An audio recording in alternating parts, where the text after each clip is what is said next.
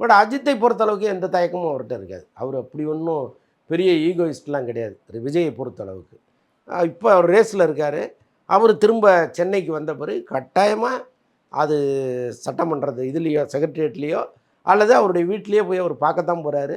அந்த சந்திப்பு புகைப்படத்தையும் நம்ம சீக்கிரம் பார்ப்போம். ஸோ 2 பேருக்கும் எந்த ஈகோவும் இல்லை. ஏன்னா வந்து எல்லா இல்லை சினிமாவில் அது இருந்துச்சு. சினிமாவில் வந்து ஒரு தொழில் போட்டி இருந்துச்சு. இன்றைக்கி அவர் சிஎம் ஆனதில் அதிகம் மகிழ்பவர் அஜித்தாக தான் இருக்க முடியும். ஏன்னா நம்ம பிரச்சாரங்களே பார்த்தோம், நிறைய விஜய் சார் அஜித் சார் இருக்கிற மாதிரி புகைப்படங்கள் அவர் சைன் போட்டுலாம் அவர் எந்த எதிர்ப்புமே அதுக்கு வந்து தெரிவிக்கல. நார்மலாக ஒரு சின்ன அவரோட பேர் பயன்படுத்தினாவே அதுக்கு வந்து அறிக்கை வரும். பட் அவர் எதுவுமே சொல்லாதே அவர் இன்டெரக்டா சப்போர்ட் பண்றாரு அப்படின்ற மாதிரிலாம் நிறைய சொன்னாங்க.